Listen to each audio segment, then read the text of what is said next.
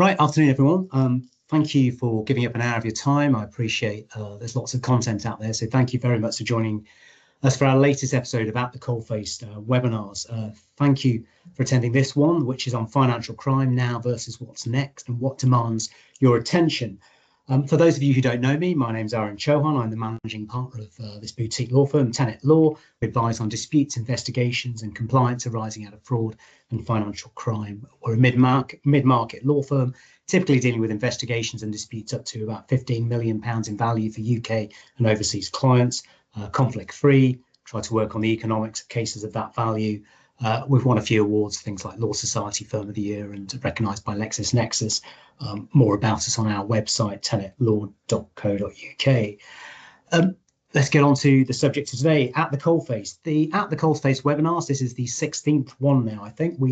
Our aim is to speak to people who are on the front line dealing with fraud and financial crime to learn from their experience about how we can improve our roles within our respective workplaces, be it professional services or in-house, in whatever role we deal with. We've had previous great guest speakers, and today is no different. We've had Kath Opata at our last session, who's an author on Scam Nation, about the young people committing fraud in our country. We've had Johnny Gray from Ancora talking about fraud in football. Today, I'm exceptionally grateful to be joined by David Bacon, Specialist Legal Editor of the Business Crime Investigations part of Thomson Reuters, and also one of my fellow trustee directors at the Fraud Advisory Panel. David, thank you very much for coming along. Do you want to give a little bit about yourself? Well, I've been in sort of fraud and business crime now for nearly 25 years. I qualified in 2000. I was in private practice until 2006 when I joined the Serious Fraud Office. I was there for a period of I think 6 years dealing with large-scale fraud, bribery, corruption, investigations and prosecutions. I then was offered this role at Thomson Reuters Practical Law. I'll be absolutely honest with you, a position I didn't actually know existed up until my first initial discussions about it. But the idea of producing content on financial crime was very appealing to me. We launched it from scratch. First launched in 2015, so we've been up now for 11 years, and I'm thoroughly enjoyed my time there. In addition, I've also been a visiting lecturer at the BPP University.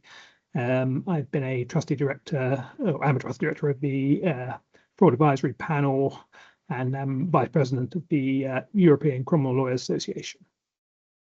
A hell of a CV, David. Hell of a CV, mate. Thank you. Well, thank you very much for coming along today. I should say David's views are his own. They're not of Thomson Reuters. He's here in his own capacity today in terms of a guest speaker. In terms of some housekeeping, many of you know you're return visitors. Thank you for coming back. If you register, you receive a copy of the video. You receive a kind of ebook PDF of the key takeaways from the session. Later in the session, Paula, my colleague, will put a feedback form in as well, and you always hear me talking about motion censored lights because we're environmentally friendly here at Tenet, and these lights will go off at some stage and I'll do some kind of funky dance to get them back on. The plan really over the next 55 minutes, I'd say, or 50 minutes, David and I are going to talk over 5 broad topics, and then we'll do a little Q&A at the end for the last 5 minutes. If you've got any questions, please pop them in the chat. And we'll try and deal with those at the end. The 5 topics are the industrialization of fraud. It's faster, smarter, and on demand. So we're going to explore how fraud has moved along since David's time, especially at Thomson Reuters.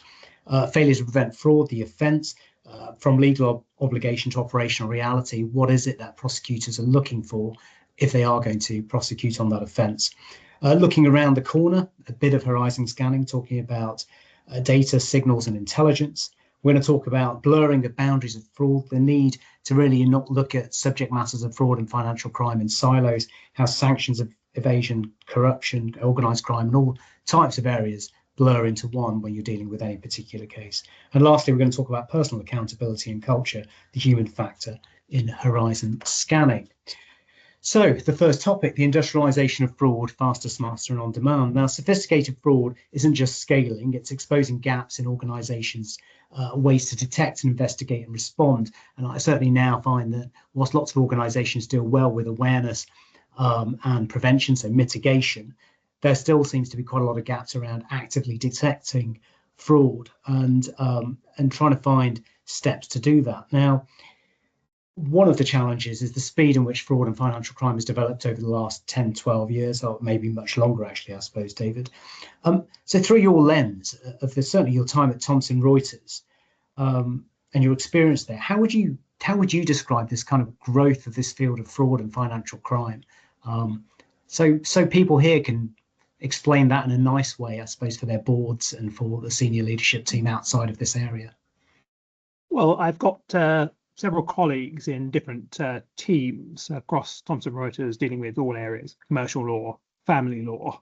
And when you do talk to them, they are sometimes astonished about how in business crime, every year we seem to have at least one or two huge developments, entirely new criminal offences, entirely new parameters, corporate criminal liability, even entirely new case law that sometimes the most challenging because it comes out of nowhere. I'll never forget the day we had a casual day in the office, lots of our work to do with updating things, and just suddenly noticed a case of Ivy v Genting casinos popped into the trawl, a civil case, not one that attracted our immediate attention. I started reading it and then discovered the law on dishonesty,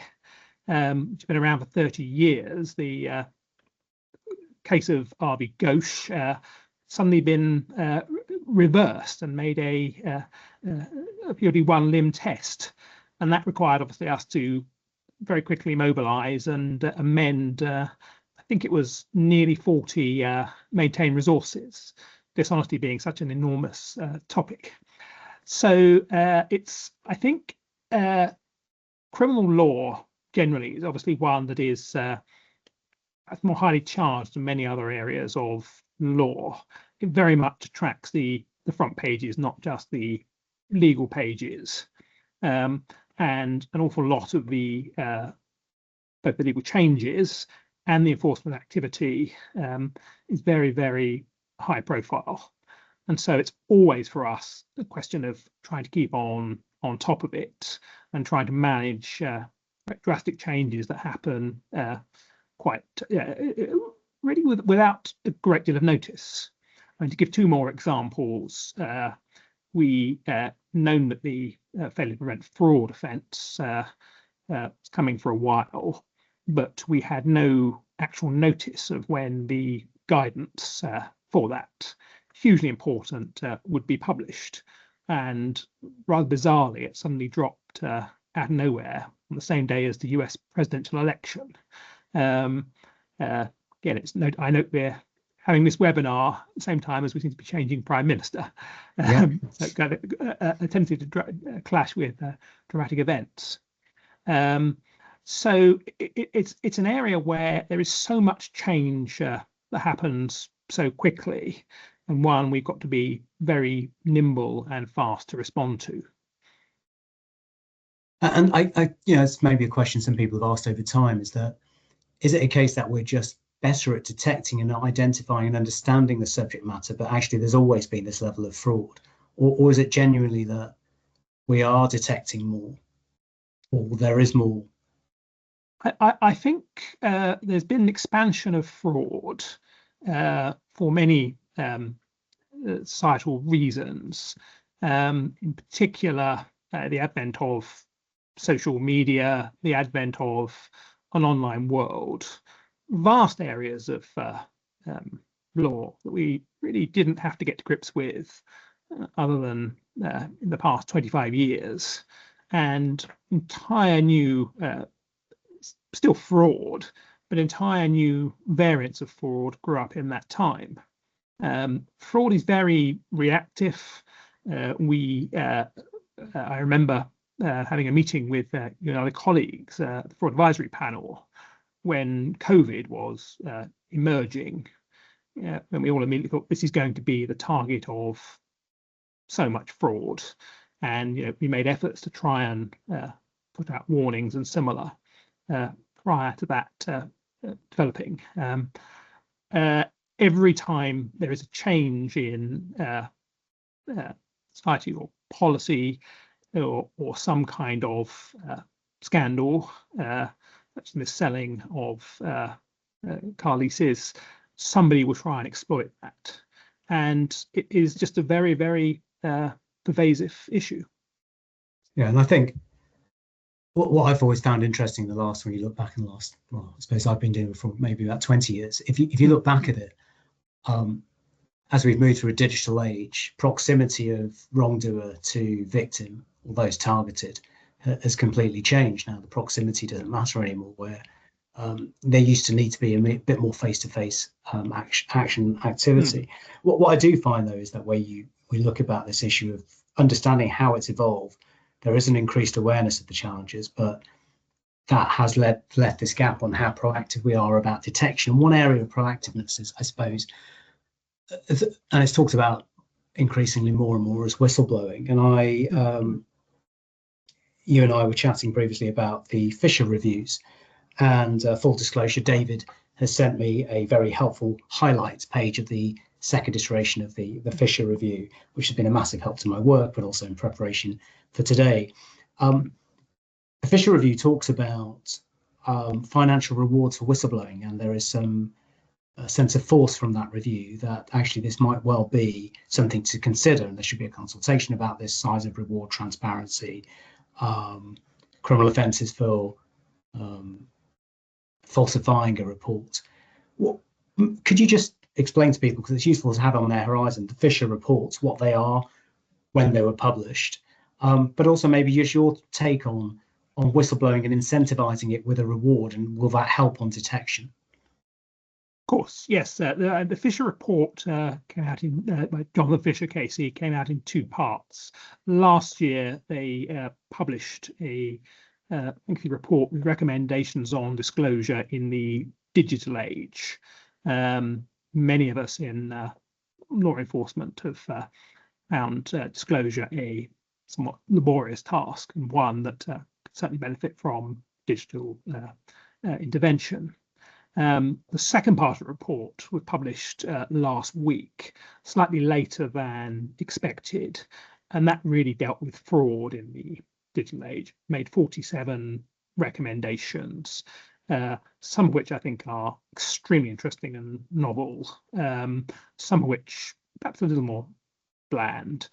Also, one or two things I think surprising we didn't get, which we may come to later. But on the topic of whistleblowing, it did, I think, teased the potential of paid whistleblowing in England and Wales, similar to the way it works in the USA, which has seen some individuals who blew the whistle at the first stage rewarded very, very large sums of money for information that led to criminal investigation and prosecution.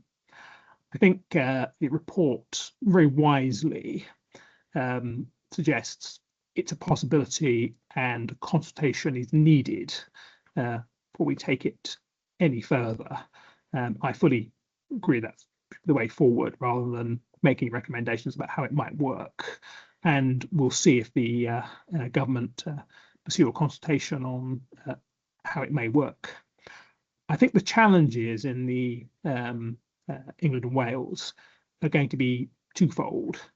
Firstly, how comfortable people are with whistleblowers receiving huge amounts of money, or alternatively, if the rewards on offer are somewhat lesser, how they're going to work and how they're going to compensate individuals who may find their careers interrupted or indeed over by whistleblowing. Of course, my preference would be to create a system and culture whereby whistleblowing, reporting misconduct was seen as the right thing to do, but didn't necessarily hamper an individual's career, and didn't necessarily need or require vast amounts of compensation.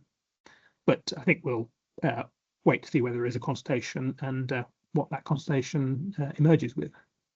Yeah, it'll be interesting to see, because I know there's through a range of opinions about whistleblowing and the effectiveness of it. I think there's a danger. Sometimes people say whistleblowing is ignored. Sometimes whistleblowers aren't believed, but everything needs to be explored. And I think over incentivization could cause some damage. But let's see what happens. Now, part of whistleblowing, of course, is linking to trying to bring more of these cases to the surface for prosecution. Oh, here's where I get to do my dance, get the lights back on, 1 sec. And failure to prevent fraud, the kind of legal operation and obligations we have against real operational reality, and the challenge that, I've said before on webinars about people being more than busy, people are overwhelmed. Now, we get this guidance, as you talked about, the Home Office guidance came out on the date of the US presidential election. We've got the Ministry of Justice guidance, and they tell organizations what they should do and what they should be striving for. But you said this phrase to me before. You said, but the reality is what the prosecutors, it's going to come down to the prosecutors. They will decide whether you've done enough or not. And ultimately, the court will consider as well. Now, if I've got this right, your time at the SFO was really after or during the time the Bribery Act came about, same 6 overriding principles for reasonable procedures to prevent bribery, as I guess to prevent fraud now. What is it in your view? What is not enough? What would a prosecutor look at and say, I don't think that's enough to say you're in the box of reasonable procedures, from your experience there?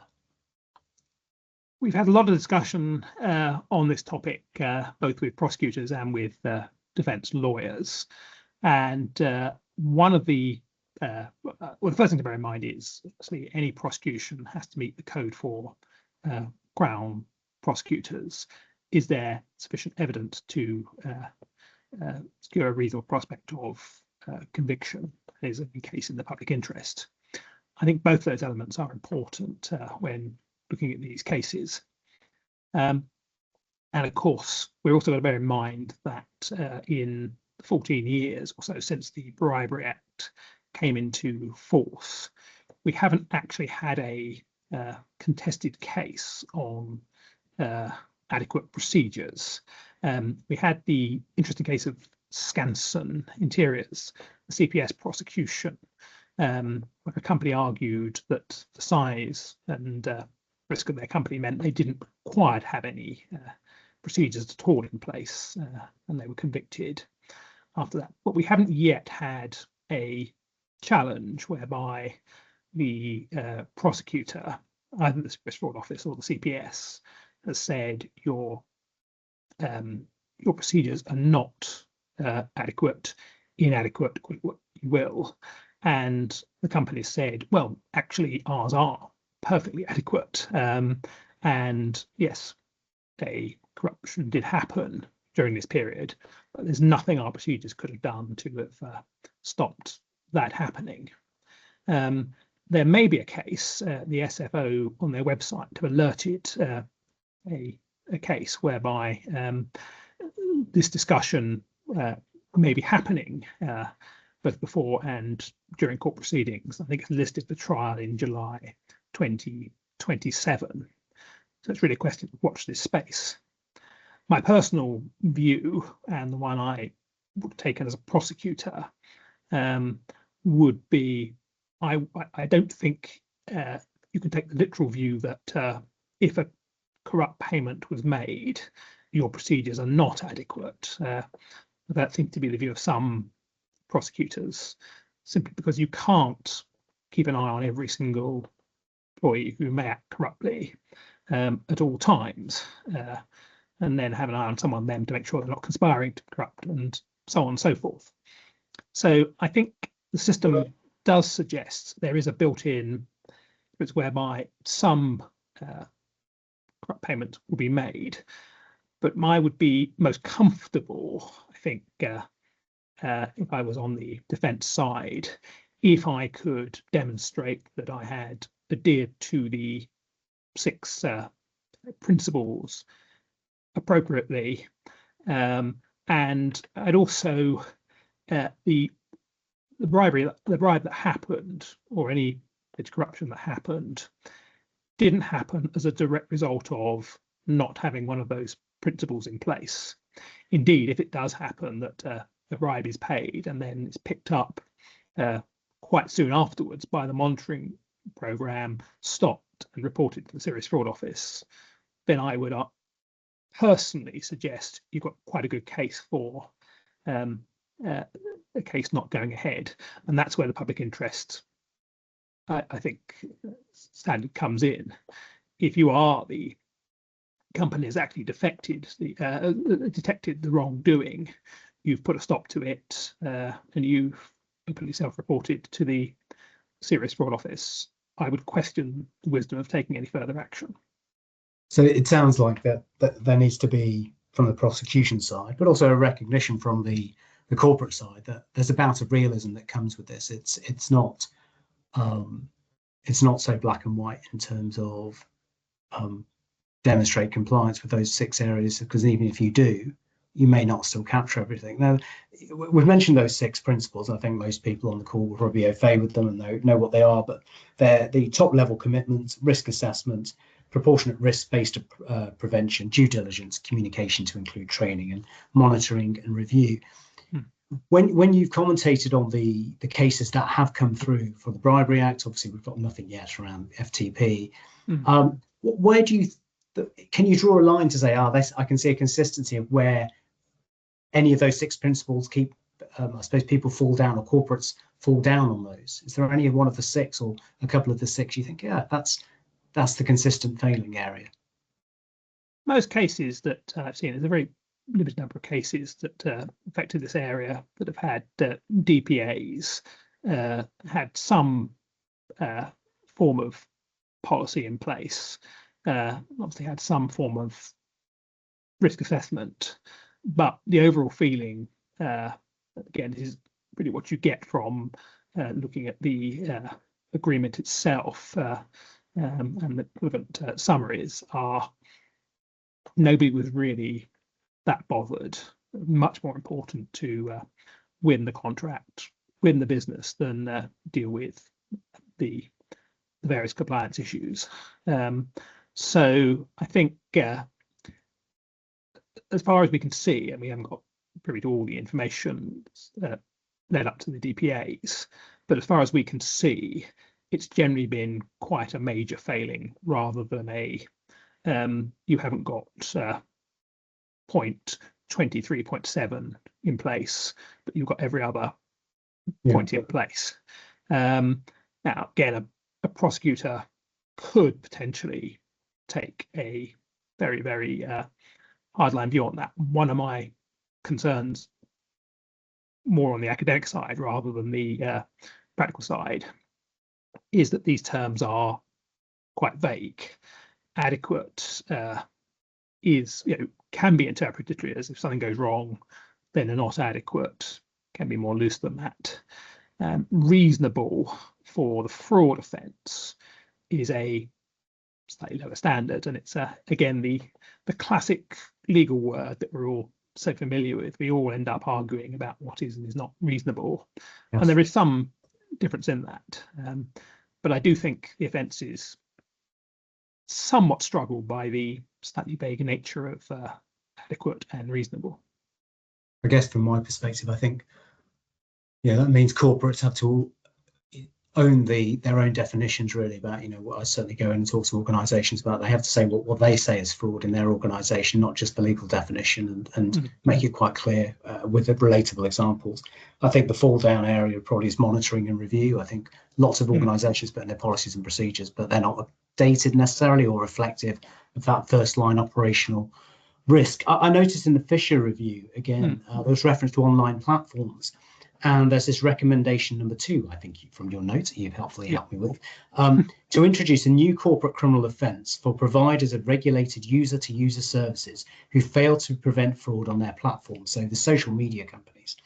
And that would be a massive game changer. But on one perspective, a failure to prevent fraud on your platform is a great idea. But a lot of these operators are overseas companies, and they just have users in the UK.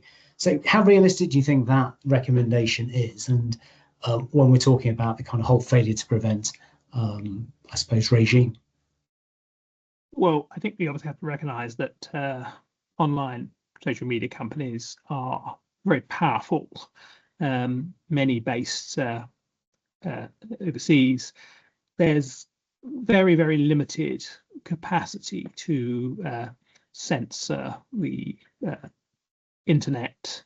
There's all sorts of legislation brought in recently, online Safety Act, that tries to do that, but can of course be got round by using virtual private networks and similar. So technologically wise, it's very difficult to do this. That doesn't mean we shouldn't try.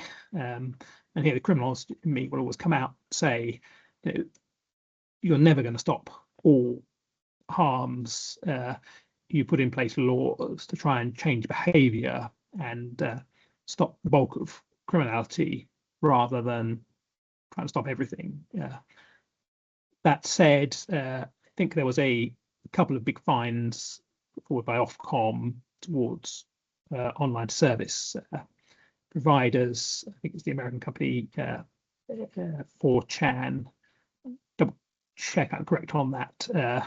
Who were fined by Ofcom and who responded by saying, "So what? You're outside of our jurisdiction. There's nothing you can do about it." So I think it's going to be quite a challenge to do this, but that doesn't mean we shouldn't bring in laws to try and tackle online fraud in online platforms. Again, we probably are, I'm sure we're all familiar with getting the online scam emails almost on a daily basis that creep into junk mail boxes of people saying, "Can we use your account?" or "Can we, you must respond to this urgently," or "This will happen." Again, a lot of groups, the Fraud Advisory Panel, all sorts of public information to try and tackle these issues. And I don't think it's unreasonable to ask technology companies to play a role in that too. So I think it's a good recommendation, certainly something to look at going forward. How effective it'll be, again, that depends on so many other factors. It's not just having the law in place; it's having a regulatory and law enforcement framework with the resources and time to try and enforce it. Thanks. But I guess the real sense I get from that is just because it'd be difficult to enforce and prosecute doesn't mean that's a reason not to have the legislation. No, I think, failure to prevent fraud, prevent corruption, they're both quite difficult offences to bring forward. Every case we had at the Serious Fraud Office was highly complex and required some complex evidence gathering, complex legal arguments, obtaining evidence abroad, and similar. But I don't think the fact that something's complicated is a reason not to try and do it. And just having it in place should deter some fraudsters. That said, of course, I think that it really does echo through John Fisher's report and comment to many others, is that law enforcement alone is not going to tackle problems within fraud. I mean, the report, I think, is brilliant on the sheer scale of fraud, how pervasive it is, and recognises it can't be, you can't prosecute your way out of it. Got to also apply resources to prevention, to asset recovery. Indeed, one of the things I think will be critical in the future is focusing more on asset recovery to stop getting away with the proceeds of fraud. Yeah. And also balancing it with effective compliance and many other factors.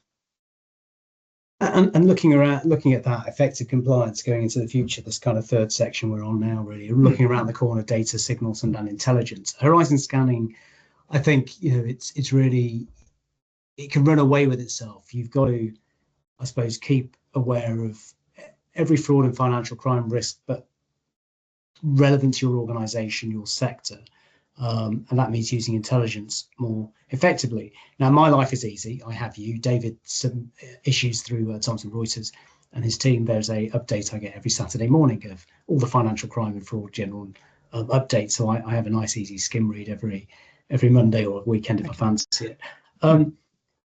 But for others, you've been doing this for 12 years. You've been figuring out what are the most important things to keep on your horizon and of corporations and professional services. So what are your sources and tips to anyone, within an organization? They're on their own sometimes. They are having to really deliver that ongoing monitoring and review through horizon scanning. What is it we can learn from how you undertake your day-to-day work that can help others? I think it's talking to people within industry to see what are the risks, what the challenge is, what's being pushed back on and what's not. And just trying to get a real sense of, is this going to be an emerging risk? Is this something we're comfortable with? It's also a lot of looking at like the word geopolitical arena. It's knowing that, for example, you're in the hospitality industry in 2020, huge pressures on you for being shut down for quite some time. Governments launch new schemes. That's very good in some ways for businesses, but also being cautious about the fact that it's going to bring in fraud risk. Now, it's never going to be the most popular person in the room saying, let's be cautious before we make a great deal of money, because there are risks to fraud and similar. But it's an important factor to bear in mind. Another example, sanctions, always been a big issue for firms. But I always found it a lot quiet in other areas of financial crime prior to 2022. We then had the Russian invasion of Ukraine. Suddenly sanctions became the real concern for so many. We responded to it by immediately creating a sanctions tracker tool. And that was necessary because the law changed so quickly. Different laws were brought in, changing different industries, seemingly almost on a daily basis. Different people were sanctioned and similar. So I think it's really trying to be fully aware of the risks, the particular market people are operating in, and responding accordingly. The other thing we're in our team are very conscious of is governmental change. And you both look at direction over the past 25 years. We discussed so many of these areas already, but a real move from focusing on policing-led fraud, simply being arresting and charging, to very much requiring companies to and organizations to police themselves via the money laundering regulations and the failure to prevent offences. So it's, I think, really looking at how both industry works, what governments are up to. I mentioned the fact that the Prime Minister, I think, is changing as we speak during this. So thank you for attending and prioritising me over other events. But the information that we are, or rather the hints we're being told, is that the Courts and Tribunals Bill is not particularly appreciated by Mr. Burnham, and that may be scrapped or modified. Now, we're not going to be writing on that until we know what the precise position is, but we have to be ready to possibly get rid of or archive a great deal of work we've already done on the Courts and Tribunals Bill.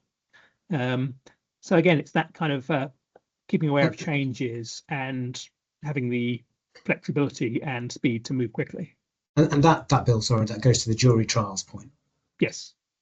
Yeah. Although I would say sometimes things are very, very good from a talking point of view, but perhaps less important from a practical point of view. And I'm talk for juries arguments on juries all afternoon. But I do think in reality, again, this is my time in practice, whether or not you're facing a jury trial or a bench trial has limited impact on your case preparation. I think it's got a huge social and philosophical impact down to the very legitimacy of whether or not the legitimate verdict or not. But that's another debate. But practically, I don't think your case preparation drastically changes whether or not you're facing a jury or a tribunal. You will have considerations over certain witnesses, certain what we might call jury points.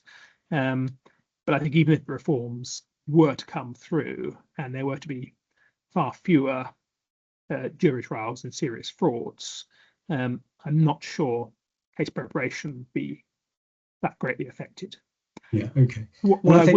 Sorry, I think I comment very briefly. I know from the Fisher report that Jonathan Fisher, I think, does make the point that he didn't see any evidence to support the government position that having jury-less trials in fraud cases would make a significant difference to timing in the court system. Again, that's many other problems are causing that. I think that's quite a critical point that would no doubt be used by those strongly in favour of carrying with jury trial. I think he also rather defeats the object of the matters being too complicated at the first hurdle by simply saying many issues that juries are asked to do are quite complicated. I'll get large organised crime cases, terrorism cases, cases involving offences against the person. And I don't think fraud is so complicated that we can ask juries to do those kind of offences, but not serious fraud offences. Yeah, that's true, isn't it? And I think it is also ensuring that people see the seriousness of the crime.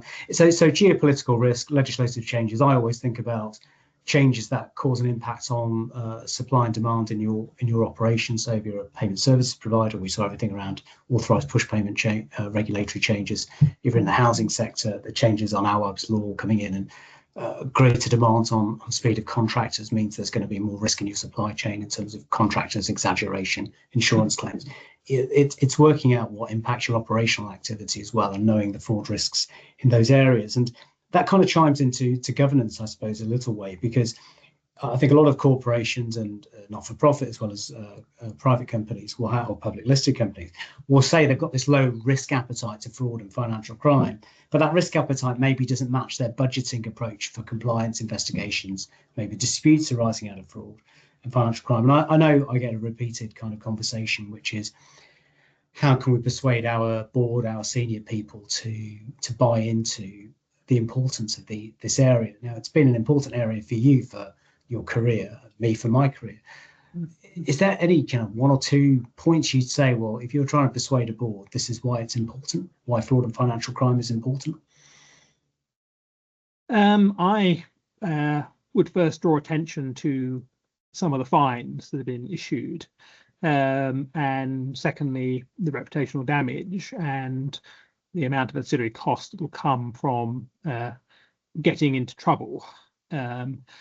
Again, it's always easier to say that when that's your main position, and obviously it's competing with other interests and other demands. But I think there is a very clear message to be said that the law enforcement bodies are quite serious when they say they will take action against companies that do not have adequate procedures in place to prevent corruption, as they've done, and find companies. I think Airbus was over $1 billion. So there are severe consequences for not having procedures in place. Equally, I personally think it's the issue of good governance and ethics. Nobody wants to be associated with such behaviour. If it can be stopped at an early stage, then surely that's a good thing. No, I think so. It's about doing the right thing as well, however you Yes. define what the right thing is. But there's something about your people buying into that if you get it embedded. I think we both see this situation that the blurring boundaries of fraud. I mean, you say with sanctions evasion, corruption, organised crime, tax evasion. A lot of times cases aren't in silos. We use a phrase that's fraud rarely travels alone. We're often dealing with other areas, contracts, professional negligence, insolvency. All the issues come into the same kind of fraud dispute. So could you give some examples of cases where you can say, well, look, you can have your experts on fraud or your experts on bribery or sanctions, but often a lot of these things cross over. And I think, be it from commentating or your time at the SFO, if you've got examples of how we bring that to life to show that we really need to be abreast of kind of a real range of issues in this fraud and financial crime landscape. A couple of early cases I dealt with at the Serious Fraud Office were, there was a number of different offences committed almost by the same behaviour. One case was a pump and dump fraud scheme of market manipulation. Very interesting international tale, but its heart was launching a company on the alternative investments market, implying that it had won all sorts of public service contracts in Argentina and Brazil, which then inflated the share price, and then selling all the shares at that inflated price and running away with the money. Now that's a standard sort of fraud in some respects, but there's also market manipulation charges under FISMA that were sometimes easier to explain and easier to identify with those who did what within the fraud. So we took a decision that fraud wasn't necessarily the best way to tackle them. Equally, I sometimes felt that using money laundering charges, sometimes parallel, sometimes on their own, was rather underutilized. Again, very much a personal opinion, but the default charge at the Serious Fraud Office, I think, was conspiracy to defraud, which certainly makes obvious sense in one case. But often there are other ways of doing it via money laundering charges. That was very much the approach we had in another early corruption case. This was prior to the Bribery Act and under the 1905 Act, which had certain jurisdictional issues that were going to make a corruption charge difficult. So we looked towards the money laundering legislation and were able to reach a civil settlement on the matter that got around the jurisdictional issue. So from a prosecutor's point of view, I think being flexible and using methods to tackle the criminality that's happened. I note, again, I'm going back to the Fisher Review quite a bit today. It's quite a hot topic. But one of the things I really did like about the Fisher Review was it did actually say many cases the standard legislation got Fraud Act and money laundering offences are sound. but it could be improved by tackling some of the lower level offending. Yeah. And I think one of the great and most progressive ideas from the report was money muling is becoming more and more of a problem.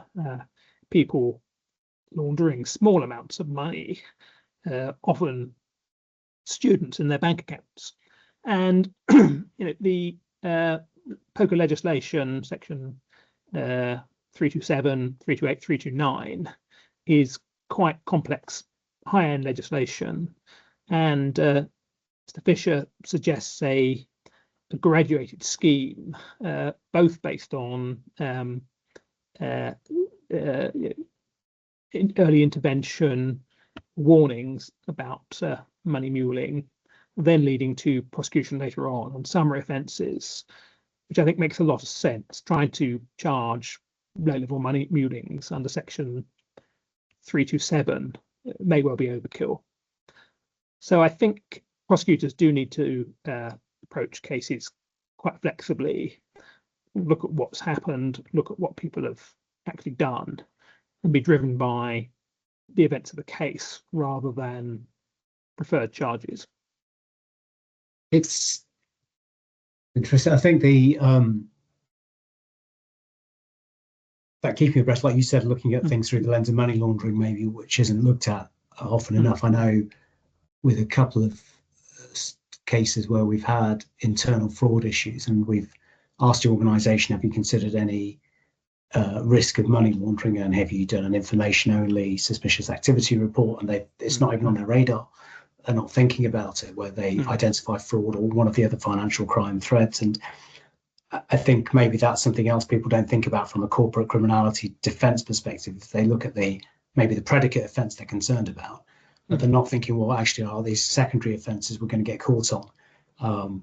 And maybe that's the message. It's keeping your mind open to all things. I saw the Serious and Organised Crime Threat Assessment by Europol in 2025 said fraud schemes constitute the most rapidly expanding sector in organised crime. And that should be a prompt to everyone, I think, that we're all got to be on the lookout. Now, time's rattling away. I've got to move on. Personal accountability culture and the human factor in horizon scanning. We still get the sense that maybe investigations and compliance, they are seen maybe a bit of a cost center.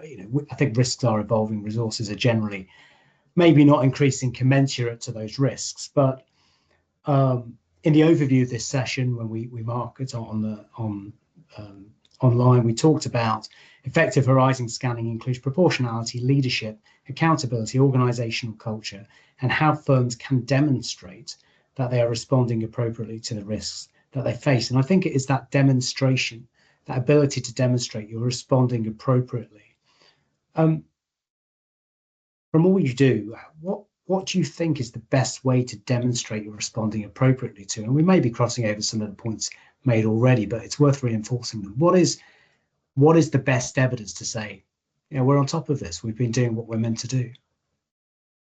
I think were I to be a prosecutor and someone said to me, what is evidence of good culture that supports or gives evidence towards you have adequate procedures in place?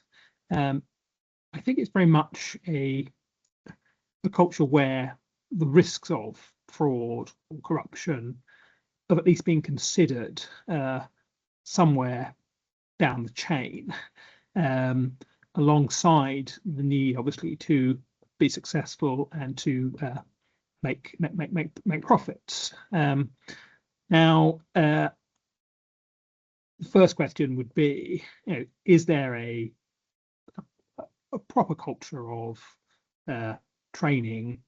Is there a proper statement at the top saying we have zero tolerance of misconduct?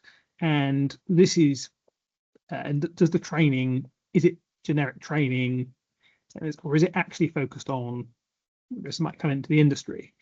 If your industry is sales based, is there an example of what actually do you do if somebody asks for a bribe, which again I think is sometimes the bigger risk of often seen as people randomly offering bribes, but often the problem is what happens if a bribe is asked for.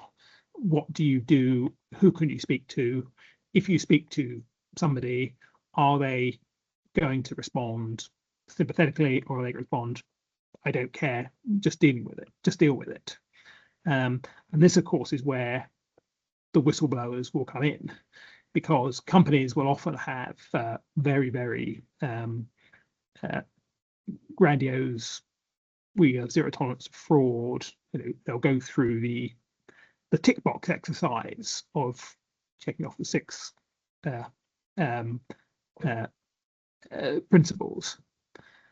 But then I think one of the comments that stuck out for me from the Fraud Act guidance was the issue of quiet tolerance of fraud. And this is where whistleblowers can be particularly useful. If you get a whistleblower who comes out and says, actually, this is not really true, the company does require us to do this online training course, it says there's no tolerance of fraud, but in fact you're encouraged to go and make your sales targets, and when we were told we'd only get this contract if we were asked for a bribe, we were effectively told to go and do it, or that's your problem, rather than any other kind of response. So this is where I think it is quite interlinked, and the whistleblowing can become significant. And that, I suppose that responding appropriately, if you do, I think we've talked about whistleblowing a bit today, but I think in a way it's a sense of, it also gives you some direction and areas to improve. I think whistleblowers may bring that to light for an organisation. I think the other thing about, you talked earlier about how to give a sense to people that they are, why boards should be interested in. You talked about governance, you talked about a bit of personal accountability. The Fisher Review talks about increasing sentencing potentially for fraud up to 20 years, which is probably welcomed, I think, by most of it, if it does happen. But I want to come back to kind of about, I suppose, you really, David. I think, I talk to organisations and we talk about the operational teams, and we say, well, for every division in an organisation, they should probably have some fraud risk champions, some people who are really interested in the subject, who will, at an operational level, think for that department, let's say development or asset disposal in one organisation or procurement in another, that they're really focused on fraud in that subject area. And that way it feeds up the chain in terms of risk. But for you, your whole career has been driven by, I was going to say driven by fraud, but driven by an interest in fraud and financial crime. Let me rephrase that before I get some kind of slander accusation leveled at me. But why is that? What is it that you have that there must exist in other people in organisations who aren't necessarily in this field, but they'd find it fascinating, and those are the people that we need to champion the subject with internally. What is it that's got you so interested and kept you interested in 25 odd years of this work? I just find it such a fascinating subject. It involves many areas. I'm interested in the law itself, corporate accountability, criminality, and I've really been fascinated by the way the law's changed over 25 years. It's gone from, as you say, last century being very much a police-led operation to one whereby companies are required to police themselves. The Proceeds of Crime Act, Proceeds of Asset Recovery. I began my career, the concept of money laundering didn't exist in certain parts of the EU. Now it's the priority way of dealing with it. But it's just such a fascinating subject, and someone said I got an almost unhealthy interest in money laundering. But I've always worked in the field, but I've also done a lot of voluntary work at the Fraud Advisory Panel. I'm also a visiting lecturer on fraud and financial crime. I really like to work with the next generation, encourage people to come into this field. And I think the future is quite interesting too. In an ideal world, we would, drastically reduce the amount of fraud and be able to put our feet up at the end of our careers, that made a real difference. But I think it's going to carry on evolving going forward. But no, I just personally find it a absolutely fascinating subject for so many different reasons, and one that is so varied. It's very fair. I think I always look at it for two things. One, the more money we get back from detecting and dealing with fraud or preventing it, is going to go into other parts of the economy, one would hope, which are suffering at the moment. I've always had a fascination in behavioural science and why good people do bad things, and the whole leadership element of fraud. So I find it fascinating. Now, one thing I always fail in sometimes is tech, and it seems my chat function is not working, and I just can't see if there's any questions and answers. I don't know if you can, David. I can't see any raised hands or questions. No, but that's not to say no one's found it interesting. Everyone seems to have stuck around. Hang on, there's something coming up on the screen now. Oh, Paula has shared a screen. Thank you, Paula. Paula has obviously put in the feedback form. Thanks, Paula. I'd be interested to know what the difference will be between the Adequate Bribery Act and reasonable ECTA procedures. Do you think the word of reasonable is somehow weaker? It's a good question. I think the word reasonable is meant to be slightly lighter, and reasonable is very much something that you're really ultimately pitching it towards the tribunal, and you're saying you've taken all steps that on balance are enough to say you've completed something. Again, I don't know how many criminal lawyers are in the room, but the concept of reasonable force, juries often asked to decide whether somebody's actions could be potentially quite violent or indeed lethal were reasonable or not. Adequate, I think, is slightly more difficult and slightly higher standard. And I've heard prosecutors make the case, well, if if a fraud did happen, or rather, if corrupt payments did happen and you failed to prevent them, then they're clearly not adequate. I don't agree with that myself. I think it's a slightly lower standard than that. But I do think the reasonable standard is a slightly lower standard. Okay, well, that's brilliant. Well, we're wrapping up. We've got 2 minutes left, so I'll just do the roundup. We talked about today being the day the new Prime Minister comes into office. I think you mentioned to me earlier, David, that it's our 7th PM in your 12 years at Thomson Reuters. I'm a Man United fan. Apparently, we've had 10 managers in that time, and you're a West Ham fan. You've had 7 or 8 managers in that time. So Man United are leading the table there. Right, well, thank you, look, for your insights, your time. That hour, as always with these sessions, seems to have absolutely zipped by. That's been really enlightening for me, and hopefully for those who've attended today. Thank you for those who have seen the feedback form and are able to complete it. You'll get a copy of the recording and the ebook in the next few weeks. Please follow our Tenet LinkedIn page on At the Coalface. We're trying to build that up so people know about the content and also past content. Our next episode will be on the 28th of September. I'm having a little bit of a summer break, as it should you all, but details to follow. It'll be 1 PM on the 28th of September. And I'd like to thank you all, and I will give you 1 minute of your life back. David, thank you so much, and I'll catch up with you soon. Thank you all very much. Good to see you. Bye.